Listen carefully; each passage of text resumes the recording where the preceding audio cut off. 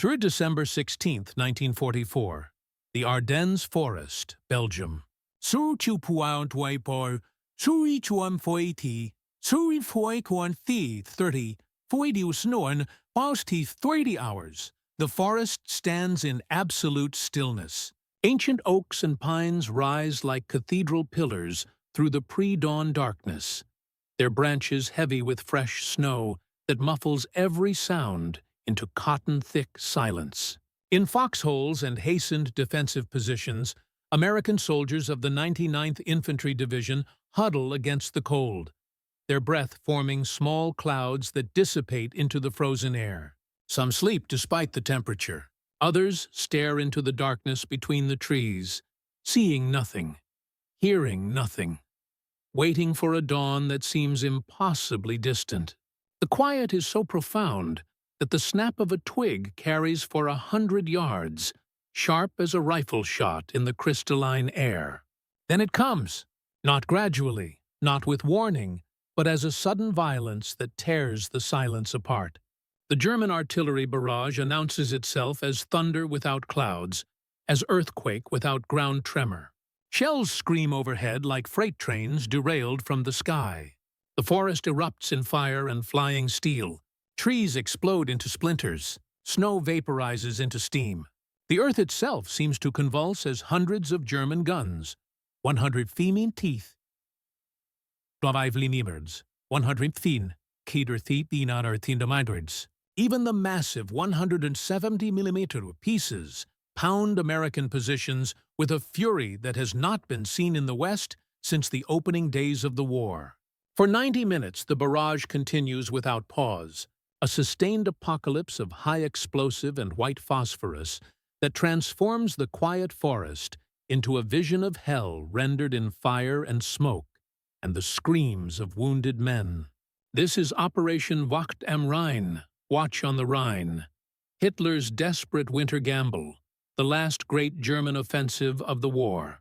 And for the American soldiers who survived that opening barrage, who emerge from their shattered foxholes to see columns of panzer tanks and Volksgrenadier infantry advancing through the smoke, the Battle of the Bulge has begun. But what the Germans do not know, what they cannot yet comprehend as they push forward through the initial shock and confusion of their assault, is that they have awakened something they are not prepared to face. They have announced their presence to an enemy whose industrial capacity and organizational doctrine will transform their advantage into their doom. They have, in effect, invited the thunder. Within hours, as German infantry overrun American positions and Panzer spearheads drive deep into Allied lines, American artillery battalions are already repositioning, already establishing communications, already computing firing solutions. And within days, the Germans who marched forward with such confidence will learn what thunder truly sounds like when an industrial democracy decides to speak.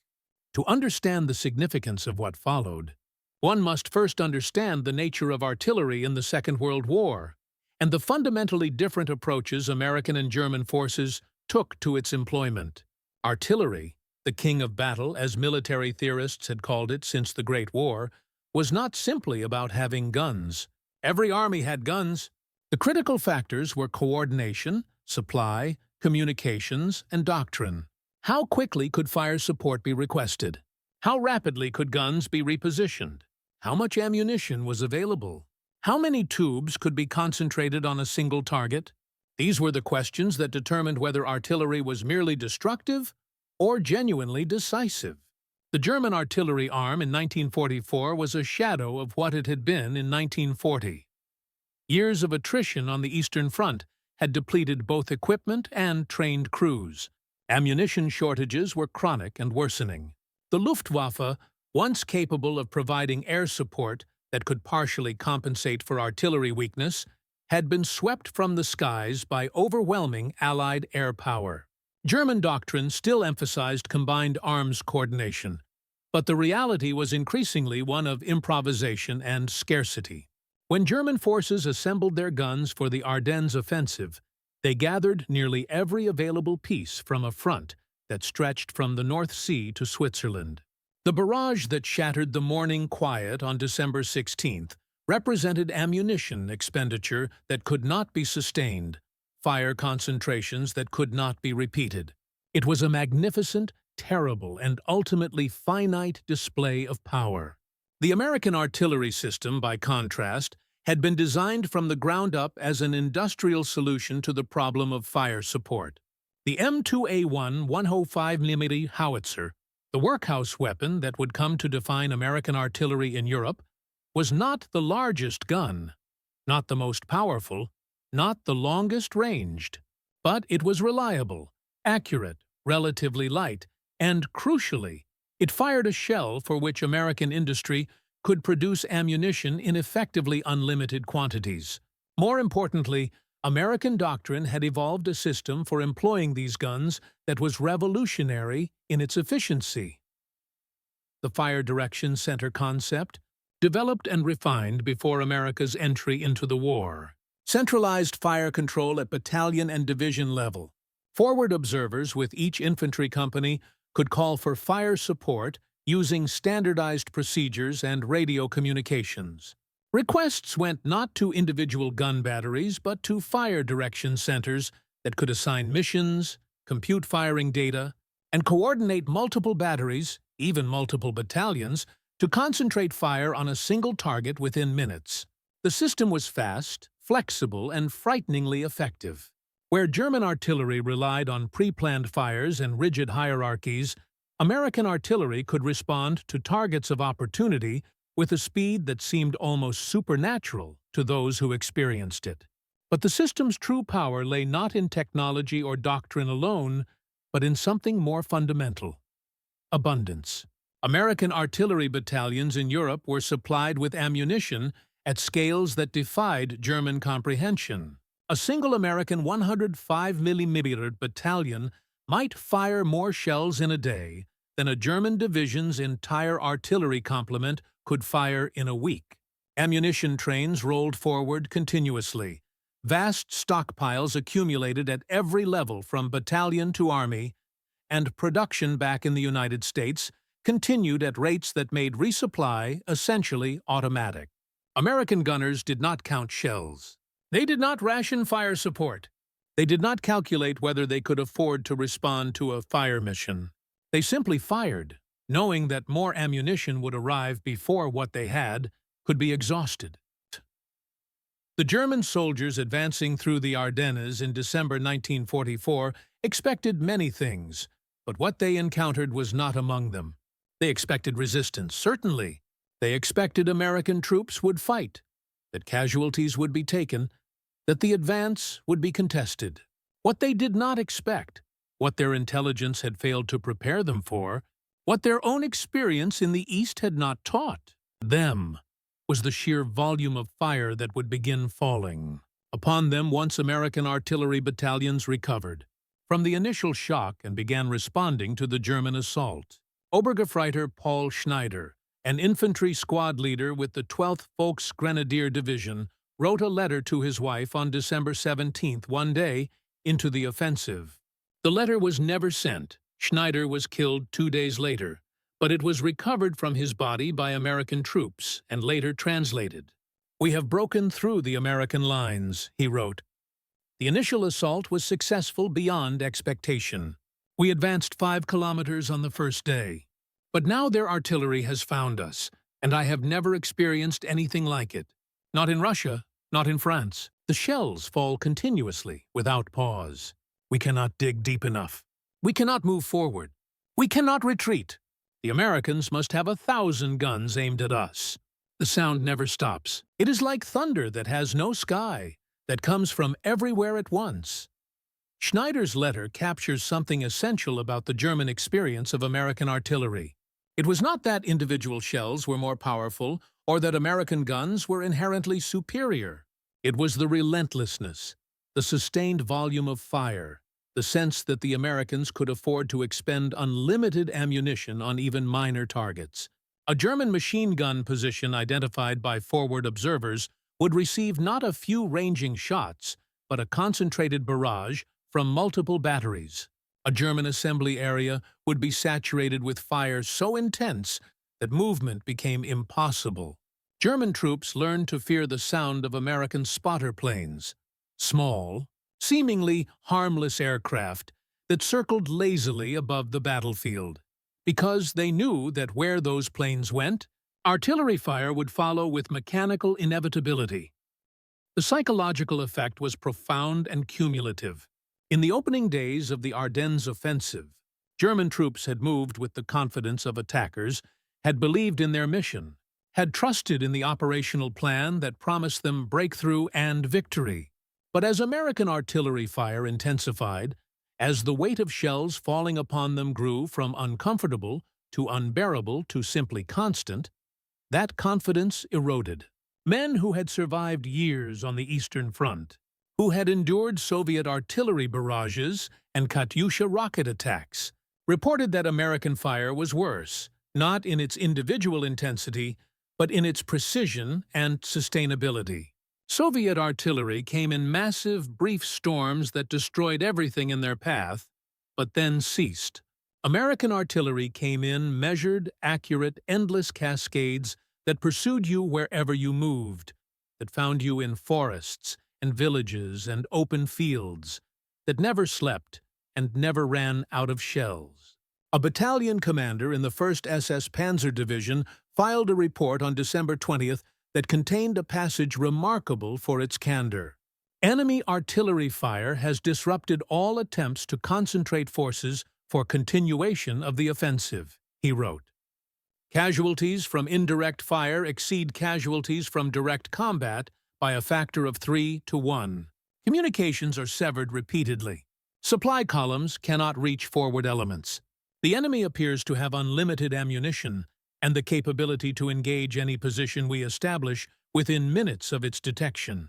Morale is declining. Men are exhausted not from combat, but from sustained bombardment. Recommend suspension of offensive operations pending availability of counter-battery assets sufficient to neutralize American fire superiority. The recommendation was denied. The offensive continued, and the thunder continued. The symbolic sound that haunted German soldiers during the Battle of the Bulge was not a single explosion, or even a particular type of shell. It was the sound that preceded the impact, the sound that gave you perhaps 3 seconds of warning if you were alert and lucky. The freight train scream of 105mm shells in flight. That particular whistle, rising in pitch as the shells descended, became the signature of American presence, the auditory manifestation of industrial power translated into high explosive.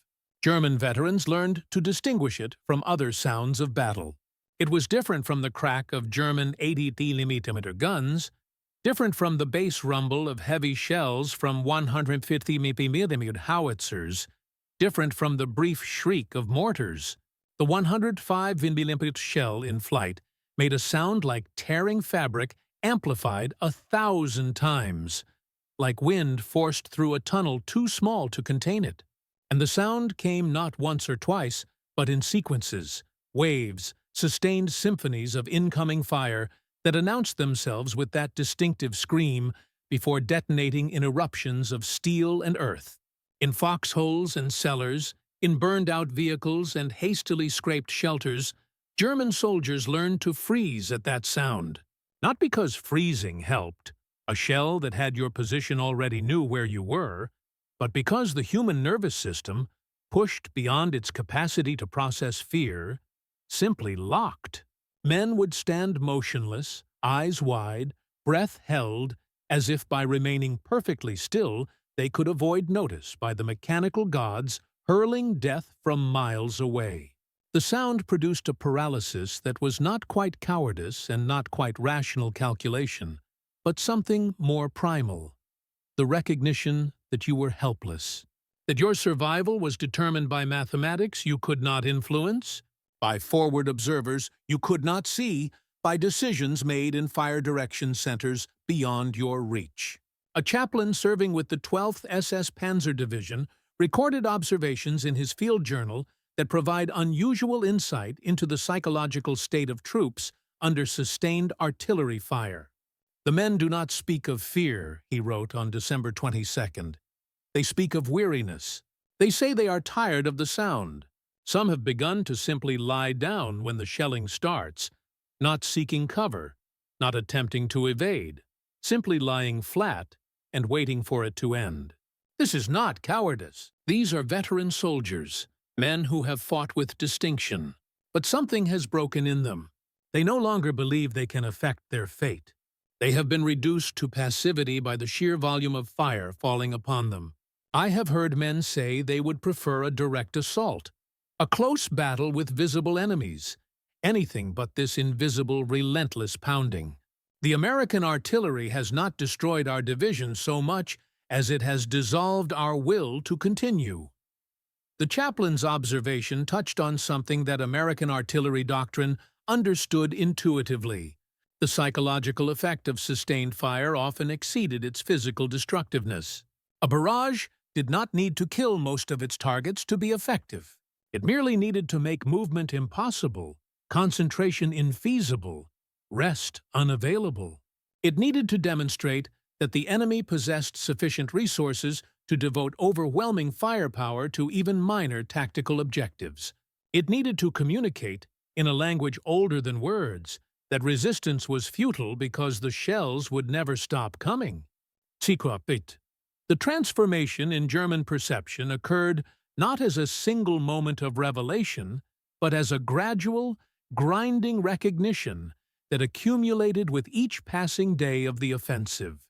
In the opening phase, when surprise was complete and American forces were reeling backward, German troops maintained the belief that this was 1940 again, that speed and aggression could overcome material disadvantages. But as the advance slowed, as American reinforcements arrived, as artillery fire intensified, the psychological landscape shifted. By December 23rd, when weather cleared and Allied air power entered the battle with devastating effect, German troops found themselves trapped between two forms of destruction: fighter bombers from above and artillery fire from all sides. But it was the artillery that occupied their thoughts, that filled their letters and journals, that became the dominant reality of their daily existence. Aircraft came and went. Artillery was eternal.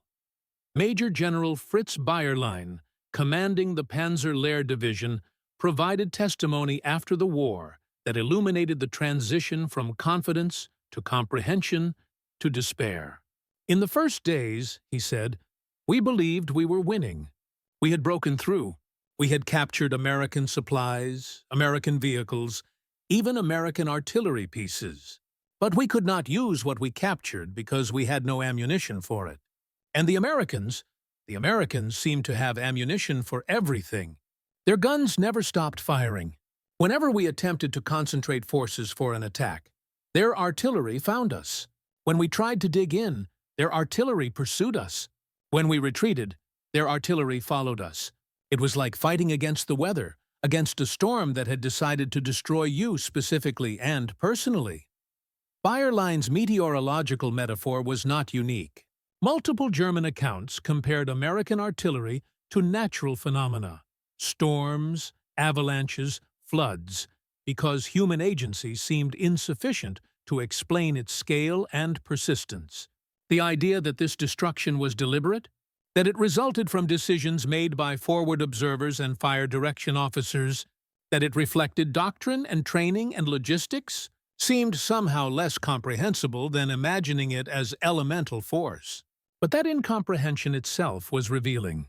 The Germans had been fighting a modern industrial war with assumptions drawn from an earlier age. They understood artillery as a weapon, as a tool to be employed when circumstances permitted. The Americans had reconceived artillery as an environment, as a condition they could impose on the battlefield continuously. The critical innovation was not technological. German guns were, in many cases, technically superior to American pieces.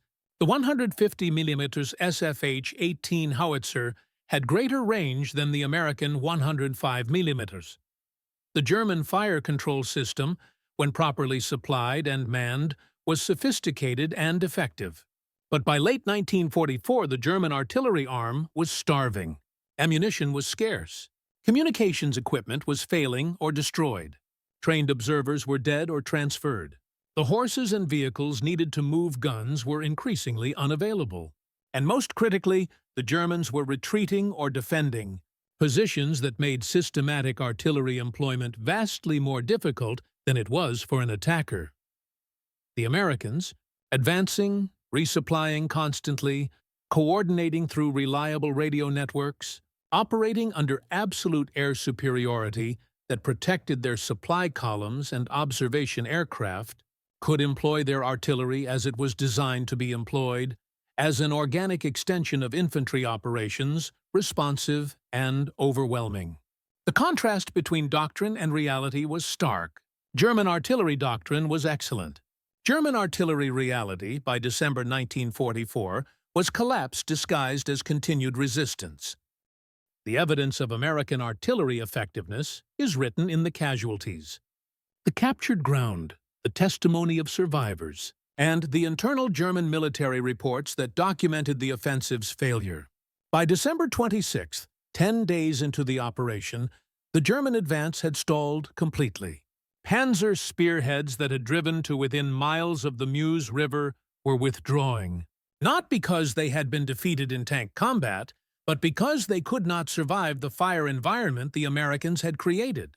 Infantry divisions that had started the offensive at 70 or 80% strength were down to 40%, and the majority of casualties had come from indirect fire.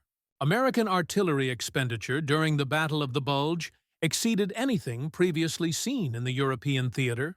The 1st U.S. Army alone fired more than 1.4 million artillery shells during December 1944 and January 1945. Some divisions fired more ammunition in single days than German armies fired in entire weeks. The 2nd Infantry Division, defending the Elsenborn Ridge, a critical position that anchored the northern shoulder of the Bulge, fired so many shells that gun barrels overheated and had to be replaced. Supply trucks rolled continuously, day and night, bringing ammunition forward from depots that seemed limitless in their capacity. A telling document from this period is a logistics report filed by the 7th Armored Division's artillery commander. The division had been surrounded in the town of St. Vith, fighting desperately against multiple German divisions attempting to widen the breakthrough. The artillery commander's report, written after the division was finally relieved, noted that during 6 days of encirclement, his battalions had fired more than 40,000 rounds of 105mm ammunition. At several points, the report stated, we believed we would be overrun, not due to lack of will or tactical position, but due to ammunition exhaustion. However, resupply by truck convoy and later by cargo aircraft ensured continuous fire capability. German attacks were broken repeatedly, not by our defensive positions, but by concentrated artillery fire that destroyed assault formations before they could close to direct fire range. Without unlimited ammunition availability, our position would have been untenable. Unlimited ammunition availability. The phrase captures perfectly the American advantage. Not better guns, not necessarily better tactics, but unlimited ammunition. The capacity to fire whenever necessary, at whatever target presented itself, without calculating costs or conserving resources. This was the operational translation of industrial supremacy, and the Germans had no answer to it. The recurring sound, that freight train scream of 105mm shells, became so embedded in German consciousness during the Ardennes campaign that it appeared in captured diaries, in letters home, in post-battle interviews with a frequency that suggests something approaching traumatic fixation. It was the sound of powerlessness, the auditory signature of American abundance, the mechanical shriek that announced you were about to die and could do nothing to prevent it. A junior officer with the 2nd Panzer Division, Lieutenant Werner Sternebeck, surrendered to American forces on January 3, 1945, and during his interrogation provided an account that reveals the psychological landscape of the battle's final phase. We stopped reacting to the sound, Sternebeck said. In the beginning, we would take cover, we would scatter, we would attempt evasion. But the shells came so continuously that evasion became meaningless. We learned that the sound meant death was possible, not certain. So we continued whatever we were doing, walking, eating, sleeping if we could, and simply accepted that we might die in the next moment. This is not courage. Courage implies choice. We had no choice. The Americans had made choice irrelevant. You lived or died based on factors beyond your control. The sound became like rain. You noticed it. You endured it. You could not stop it. Sternebeck's testimony, clinical and detached, reveals more than emotional accounts could convey. He describes the ultimate success of American artillery doctrine, the creation of a battlefield environment so hostile that enemy forces ceased to function as tactical units and became merely collections of individuals enduring bombardment. German formations lost cohesion not because they were defeated in combat, but because sustained artillery fire made organized action impossible. Companies became separated from their battalions.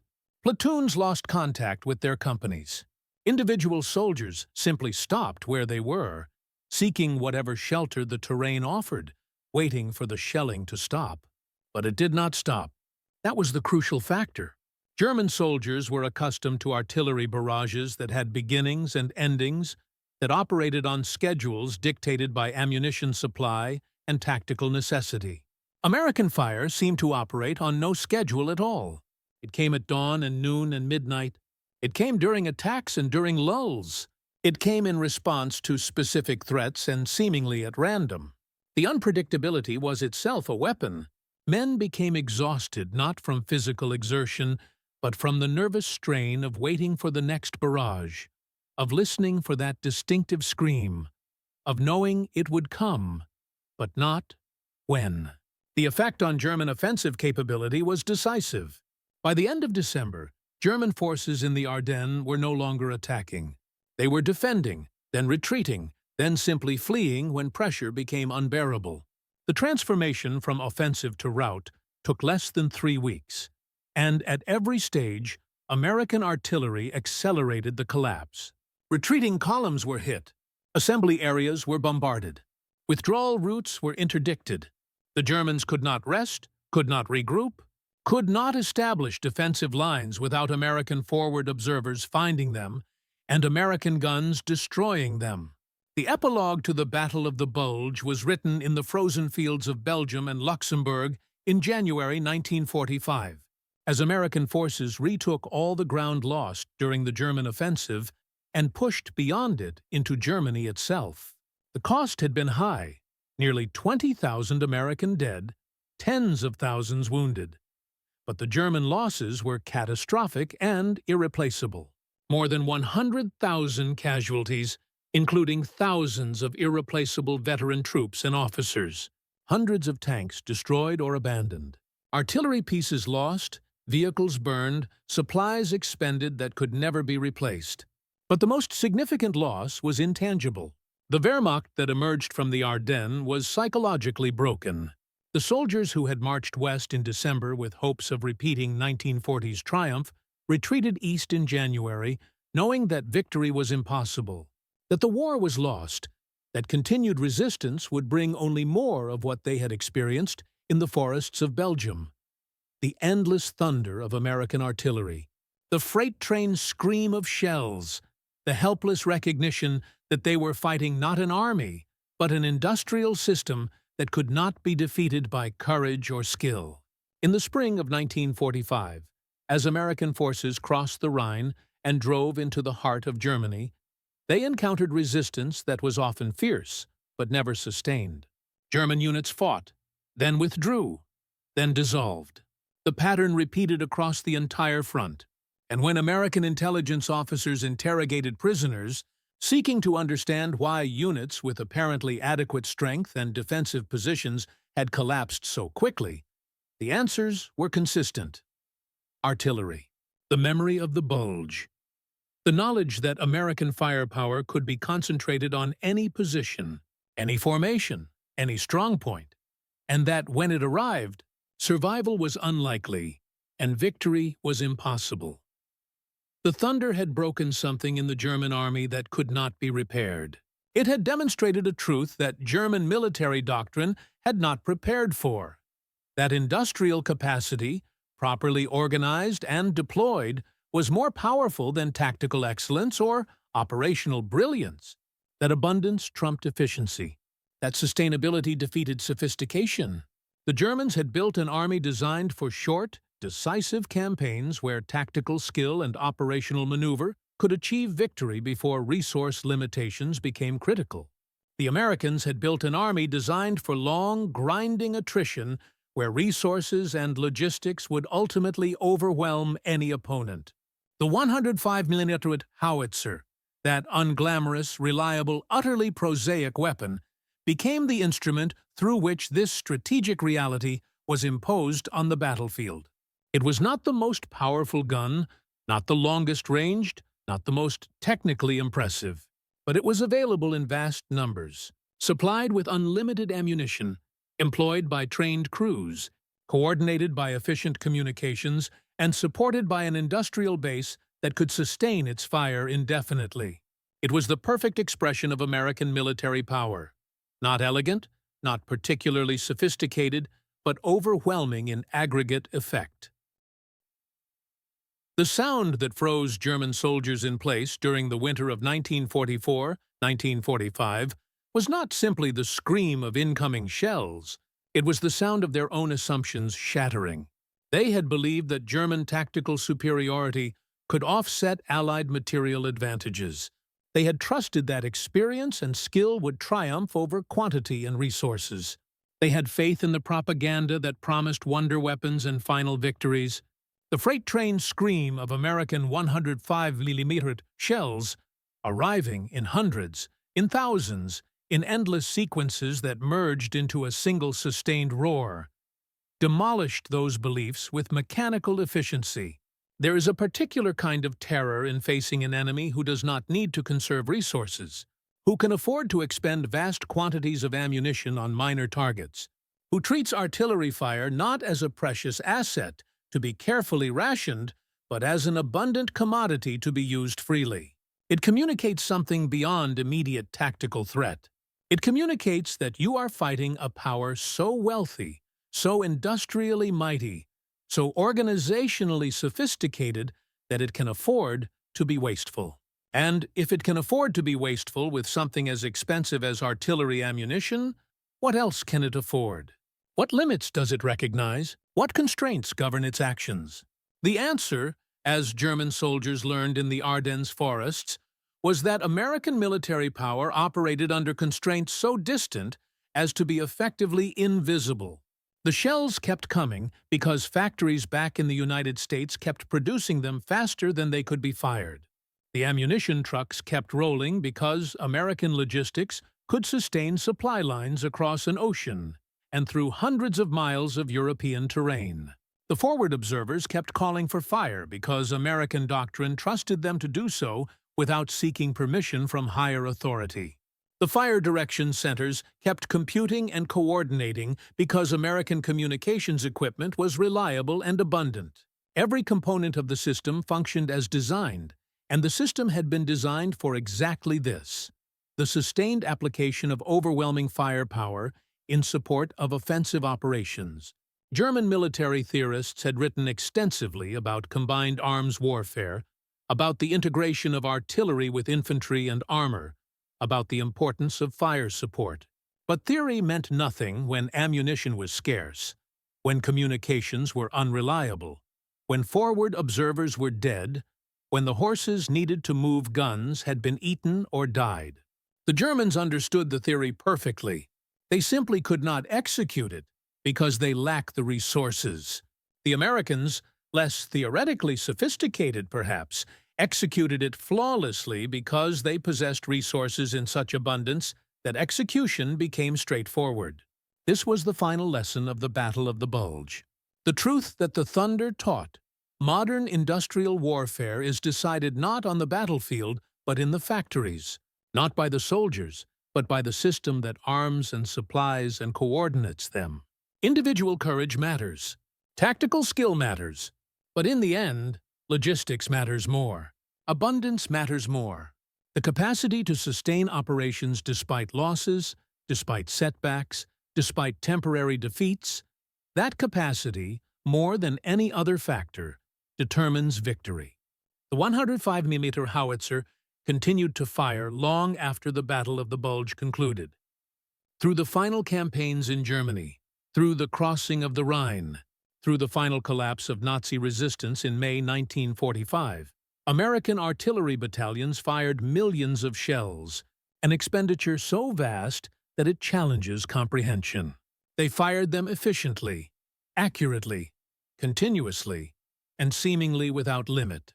And in doing so, they validated a philosophy of warfare that privileged sustainability over individual excellence, that understood victory as the product of systems rather than heroes. The freight train's scream, that sound which froze German soldiers in place, which haunted their dreams and filled their waking hours with dread, was the voice of American industrial democracy speaking in its most fundamental language. It said, "We can afford this. We can afford to fire 1,000 shells to kill a dozen men. We can afford to bombard empty fields on the chance that you might be there. We can afford to saturate entire grid squares because our forward observer thinks he saw movement. We can afford all of this because our factories never stop, our supply lines never break, our ammunition never runs out." To the Germans, schooled in scarcity and forced improvisation, this was incomprehensible excess. To the Americans, it was simply how war was conducted when you possessed the industrial capacity to conduct it properly. The gulf between these perspectives was as wide as the Atlantic Ocean, and ultimately as decisive. On the frozen ground of Belgium, among the shattered trees and cratered fields, lay the evidence of what happened when these two philosophies collided. German soldiers who had marched forward in December lay dead, or captured or retreating in January. Their offensive had failed not because American soldiers were better fighters, though they fought with determination and increasing skill, but because the system supporting those soldiers was better organized, better supplied, and capable of concentrating firepower on a scale the Germans could not match or counter. The thunder had spoken. The Wehrmacht had listened. And in listening, they had learned the final, bitter truth about the war they were losing. That courage and skill and tactical excellence meant nothing against an enemy who could afford to bury you in steel and high explosive, who could sustain fire so intense and prolonged that movement became impossible and survival became chance. They had learned that the sound of incoming shells, that freight train scream they had come to know so intimately, was not merely the sound of individual weapons firing, but the sound of a system functioning, of industrial capacity translated into battlefield dominance, of abundance weaponized and deployed with ruthless efficiency. In the end, that sound, more than any battle, more than any defeat, more than any tactical reversal, taught them that the war was lost. The thunder of American 105mm artillery barrages was the voice of inevitability, the mechanical shriek of their own destruction foretold. And when they heard it, they froze in place, not because they chose to, but because they had learned that movement changed nothing, that evasion was futile, that the shells would find them wherever they went. They froze because the sound had taught them powerlessness, had demonstrated with mathematical certainty that they were fighting forces beyond their capacity to resist. The thunder rolled across Europe through the spring of 1945, advancing eastward as American forces drove deeper into Germany. And everywhere it went, it carried the same message, spoke the same truth, imposed the same reality. That this war would be won by the side that could sustain the fight longest, that could afford to be generous with its ammunition, that possessed industrial resources so vast that waste was strategy and abundance was doctrine. The thunder was America's answer to the question of how democracies fight total wars. It was not an eloquent answer, not a philosophical answer, but it was definitive. The shells fell without pause, The guns fired without cease, and the Wehrmacht, tactically skilled, operationally sophisticated, individually brave, learned that none of it mattered against an enemy who could afford to drown you in fire. That was the truth the thunder told. That was the lesson learned in the frozen forests of the Ardennes. That was why German soldiers froze when they heard that distinctive scream of incoming rounds, why they stopped believing in victory, why they fought on only because retreat was often more dangerous than defense, why the war's outcome, by January 1945, was no longer in doubt. The thunder had decided it. The abundance had conquered, and the sound, that terrible, relentless, freight train scream of American artillery shells in flight, had become the signature not of a weapon, but of an inevitability. The auditory proof that industrial democracy, when fully mobilized, could produce firepower on scales that tactical excellence could not overcome. The guns fell silent in May 1945 when Germany surrendered unconditionally. But the memory of their thunder lingered in the minds of those who had survived it. A reminder that modern war is won not by the best soldiers, but by the best systems. Not by individual courage, but by collective capacity. Not by tactical brilliance, but by industrial abundance translated into continuous, overwhelming, irresistible fire. The Wehrmacht froze in place when they heard the thunder because they understood, finally and completely, what that sound meant. That they were facing not merely an army, but a system. Not merely soldiers, but the full weight of American industrial power. Not merely guns, but the unlimited capacity to keep those guns firing until nothing remained to fire at. That was the sound of their defeat. That was the thunder that ended the Third Reich's dreams of conquest. And that was the lesson history records in the quiet statistics of ammunition expenditure and the loud testimony of those who survived. That in modern war, abundance is its own form of supremacy, and the capacity to sustain fire is more deadly than the capacity to fire accurately. The Americans proved this truth in the Ardennes forests, proved it with 1.4 million shells and the continuous thunder of guns that never seemed to stop. And in proving it, they demonstrated what victory looks like when an industrial democracy decides to speak in the language of artillery fire. Not elegant, not poetic, but absolutely, irrevocably, overwhelmingly effective.